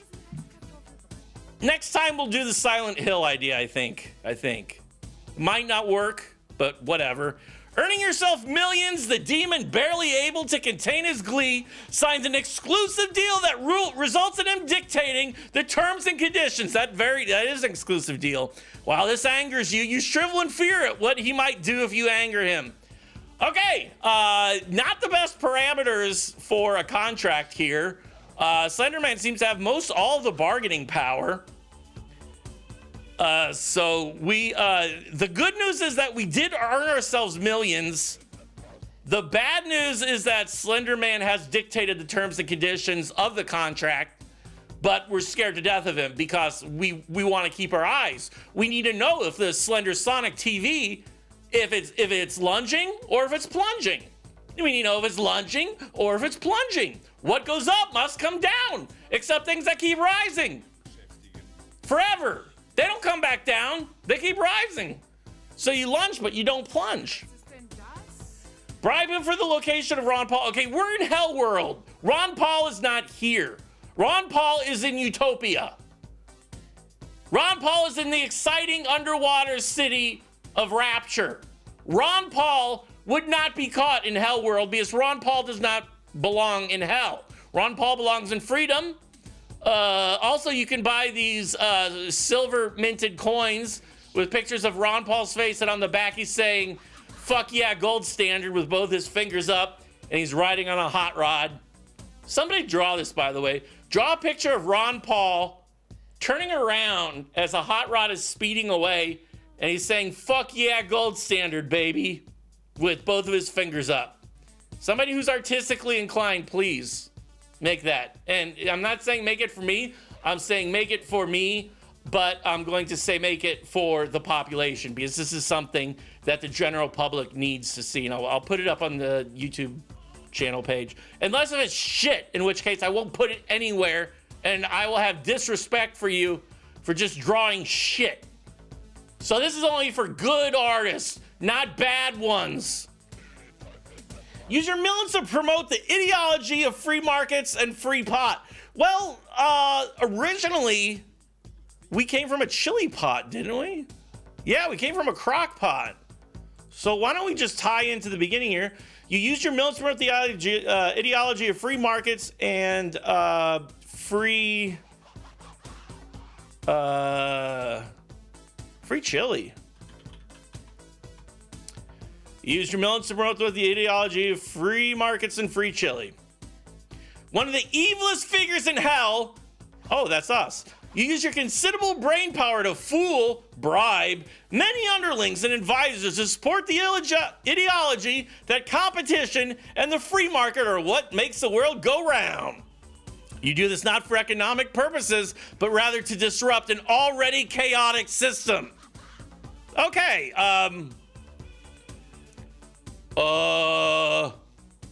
let me parse this. The free market, you do this not for economic. Okay, so we're an anarchist, apparently. We're an anarchist we're a libertarian anarchist, apparently. We're not even real libertarian, but we are a real anarchist. And we're creating hell in the hell world. So I guess that's good. Yeah, how do we? Yeah, that's a very good question, Mr. Tremblay. How do we take advantage of this chaotic system? How do we use the market manipulation to bring us to our desired goals, which used to be finding Ron Paul's reincarnated corpse, but now is it's all about running a Radio Shack that sells Slender Man TVs on seven floors in an Orange Julius and a Dairy Queen that take up 7 floors of space in hell. So our project goals have shifted a little bit here. We've got, media empire. Why not? We've got it. You purchase a media empire and promote exclusive Slender TV, Slender Television? Yeah, Slender Television brand. Slender Sonic. Sorry, Slender Sonic. Jesus Christ, I almost committed a faux pas there. Brand televisions to what's a market we can take advantage of? Boomers, baby boomers. The televisions are not real, but also explode and kill them. It's the best of both worlds. Purchase a media empire and promote exclusive Slender Sonic brand television to baby boomers. The televisions aren't real, but explode and kill them. Your plot is a success, and boomers are now a thing of the past. Hell yeah! Those that rage against the consumption-happy nature of the baby boomer generation was all too easy to fool with. Fake news at its finest from your end. I want that to be, but if I had a slogan, it would be fake news at its finest from your end. So we've killed all the baby boomers. That was not originally on the to-do list, but we've added it and then we've crossed it off immediately. And we did this with Slender Sonic brand television, sponsored by Slender Man, the man who killed us while we were taking a class on how to use Notepad.exe. So we've wiped out the boomers, so we don't have to worry about that anymore. Now we've got Generation Xers, we got the Zoomers, we got all that shit. So I think that we should, Keith has a good suggestion. We need to rig an election for us, obviously. And I think this has happened like twice, that we end up rigging an election in this. Yeah. Because in one, I think one of the last ones, we pretended to be Coney, and our running mate was a used heroin needle, and also we had tentacles, and we ran for president, and we won, like by a landslide. I mean, I'm not talking about like winning how Trump won the election, which he did, by the way.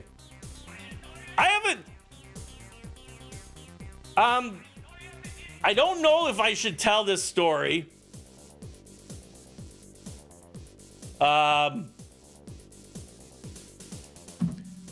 Because, my mom has COVID, and so I feel bad for her. Because she also has a compromised immune system, so I don't know if I should say this. I'm going to, though. When I called her today, I was checking up to see how she was doing. And I made some comment like, oh, well, at least we have a stable man in the White House.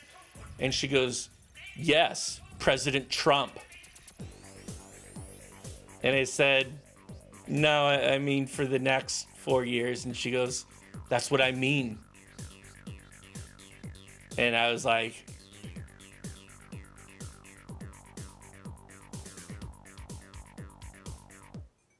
oh.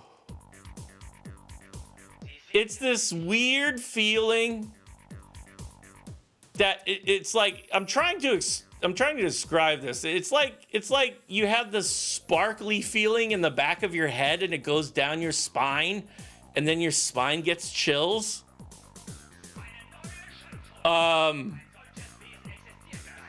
And so I didn't really know how to respond to that because I thought she was joking. Because normal people don't say things like that. And so I thought she was joking. And I said, yeah, he won because he got the most votes and they recounted him, right? And she goes, well, between voter fraud and between scaring away voters and unregistered people voting, he had enough votes to win. And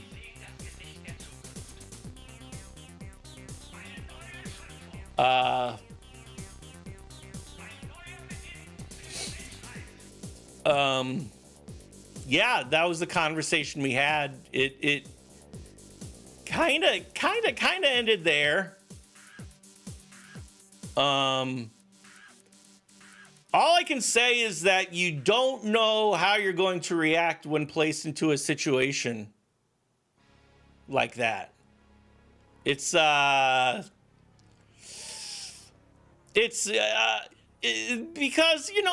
it's your mom. What are you gonna do? It's your mom. You love your mom. I love my mom. Heck, some of you love my mom. I don't know. But so you can't really push back on that, especially when she just found out, she has COVID. So yeah, it was a situation, all right. It was a chain of events occurring. And I can't say that I enjoyed them, but they did occur. So yeah, there we go.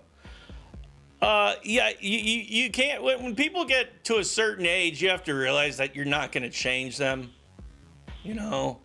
and it's like you can use all your willpower, you can use everything that you have to push and push and push them, but it's like pushing up against the tide. You're not going to get anywhere and you're going to look stupid doing it.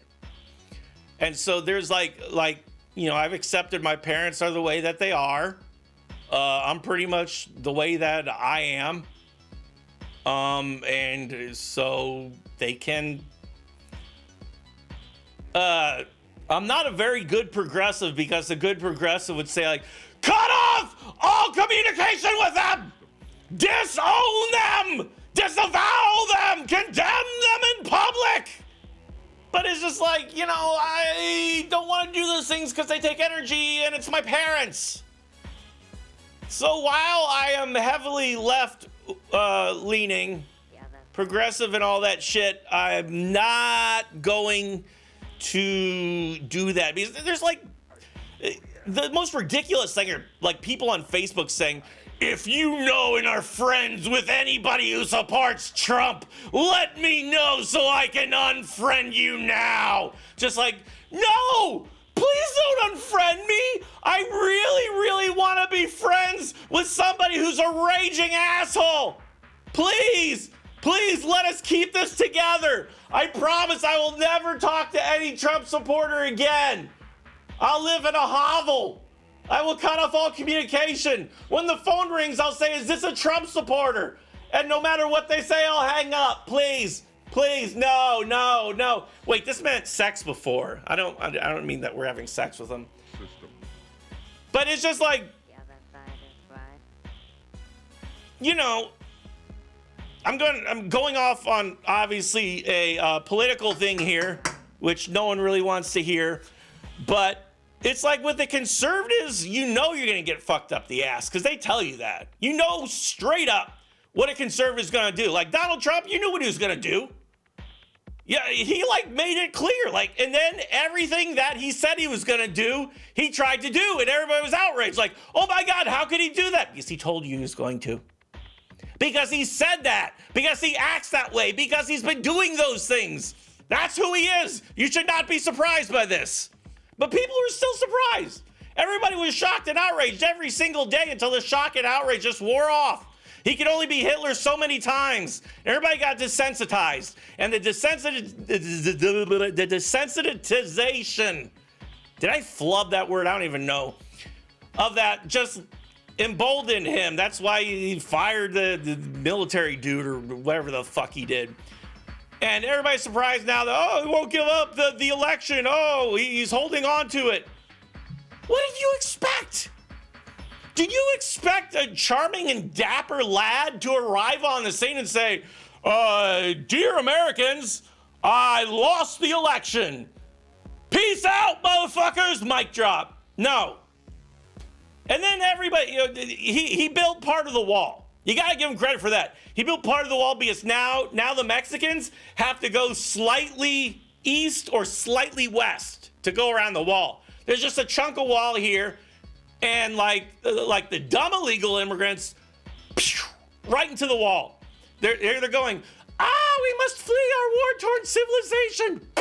Right into the fucking wall. But the smart ones go like, we must free our war-torn civilization and take a left. They get around the wall. Yay, we did it. Yay, you did it. Here's free welfare money. I love to steal welfare money, and also I hate the brave soldiers who died for our country. Yes, so do we.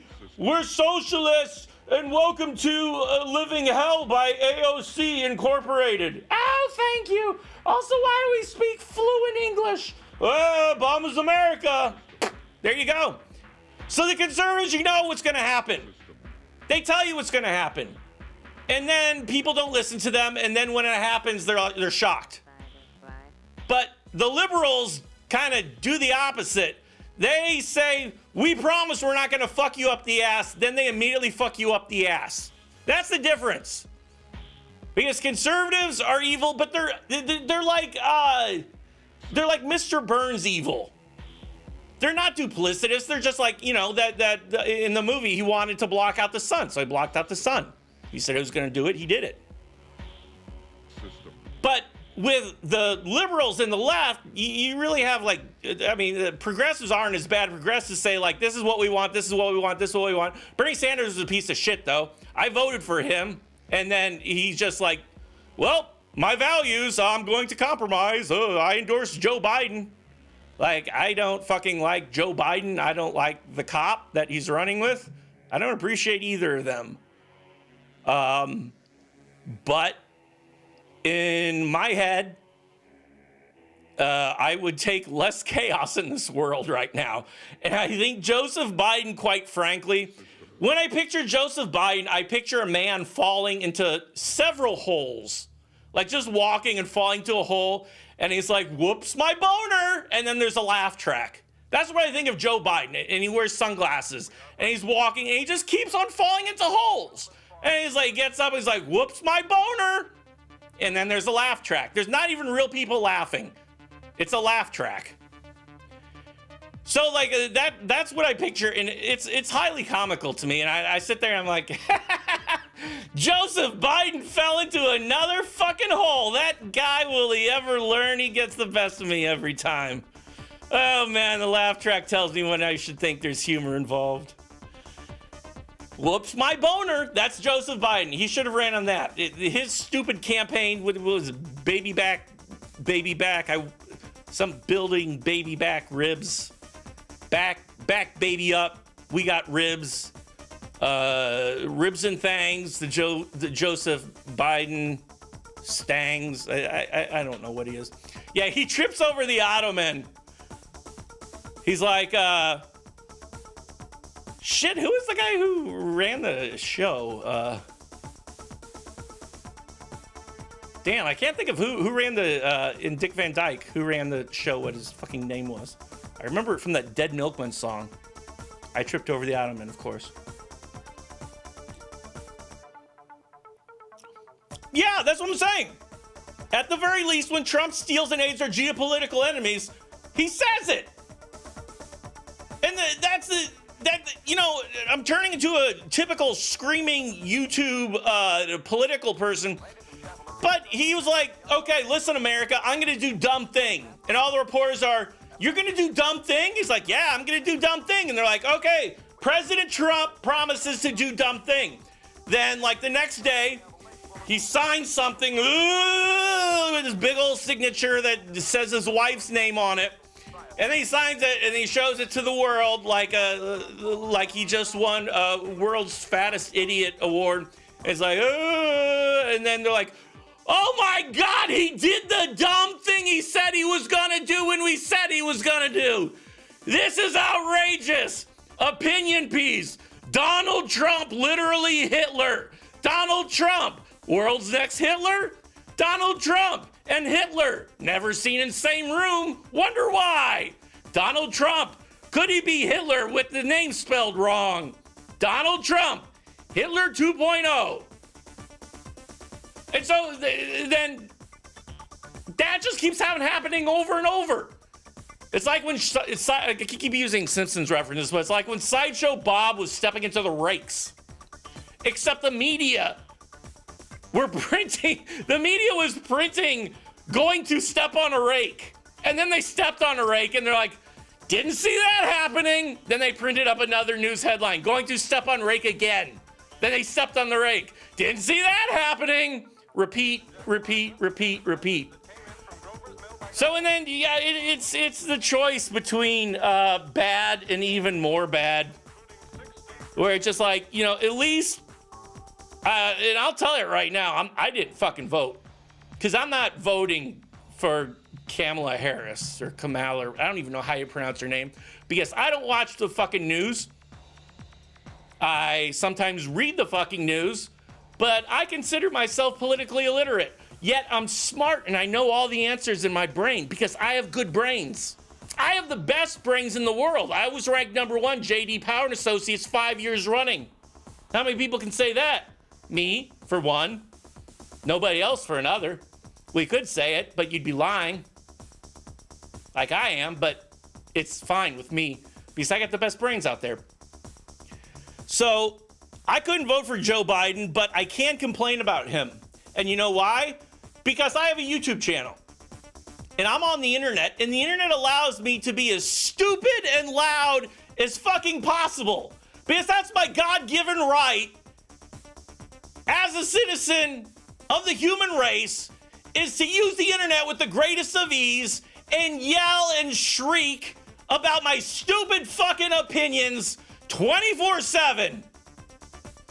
And then when it's taken away from me because of some horrible violation, that when I started talking about how the lizard people are really coming, and then I showed pornography, I accidentally hung schlong on my webcam when I was trying to set up a Zoom meeting, then my rights have been abused.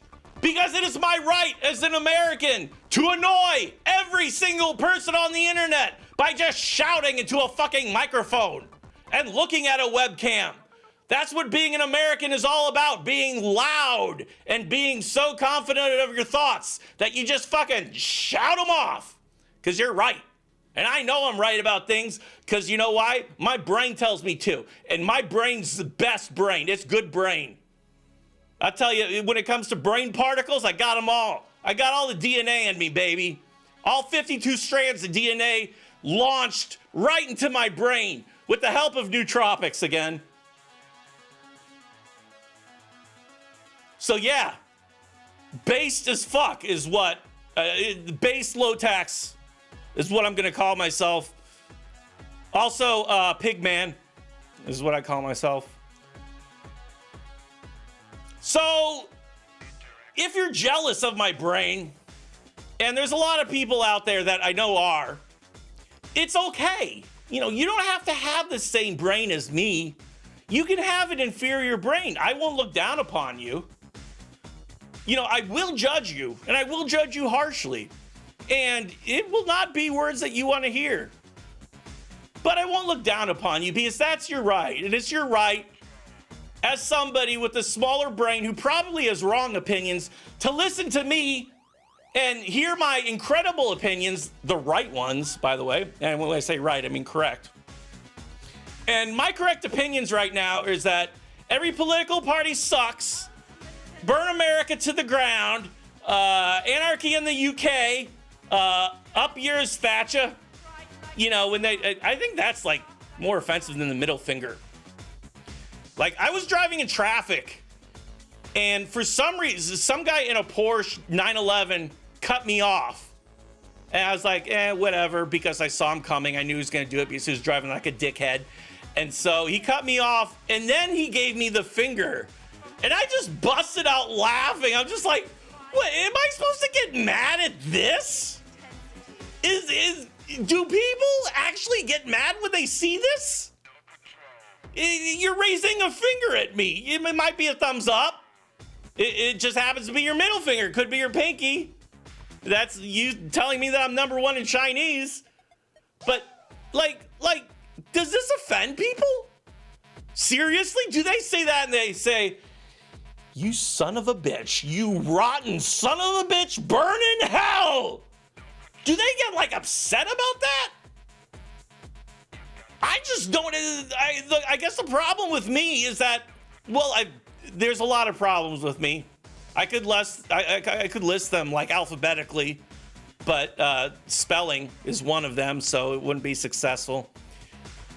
It's a monocle popping moment is what it is. And I can't for the life of me understand a person who gets irate when they do this. I mean, the thing is that I thought it was funny, not only for the fact that he was flipping me off, but he cut me off. Like, I was in the passing lane, and he drove directly in front of me. No, not the passing lane. I was in the slow lane, the B-pass lane. And he was in the passing lane, and then he, like, cut me off, and then flipped me off out the window. And it was great. It was a hilarious moment. If that man is out there right now, I'd like to thank you for providing comedy to me on, I forget what highway it was, 40, I think. 40 or 50, something like that. And so I forget what I was talking about, but make dash cam videos, yeah. Lee Summit is nature's Russia, basically, when it comes to driving. I'll wait till it snows, and then I'll make some dash cam videos. Because my GTR handles extremely well on ice. That's the thing. When I say that, people are just like, oh, you're full of shit. But it's weighted so perfectly. And that's why this is going to turn into a product endorsement for the Nissan GTR. But that's why I love GTRs. And why I've always been addicted to driving GTRs is because of the cornering. Anybody can make a fast car that travels in a straight line. Big deal. It's about the handling. It's about the weight. It's about the torque. It's about how you distribute to the wheels and the balance between all of them. And Nissan engineering has that nailed. You can fucking corner and pull out like 5,000 G's. I don't even know how much that is. It's probably a lot. You get 5,000 G's from your car. I mean, shit. G means 1,000. So you got 5,000 of 1,000 G's. That's a hell of a lot of G's. That's like more G's than a Warren G concert. Is he dead? I think he might be dead. I'm not slamming PBR. The GTR is the official vehicle of the Bigot Brigade, yeah. So you got all your G's, and so anyways, I keep hearing weird sounds. Yo, somebody's breaking into my house. I'm doing a live stream.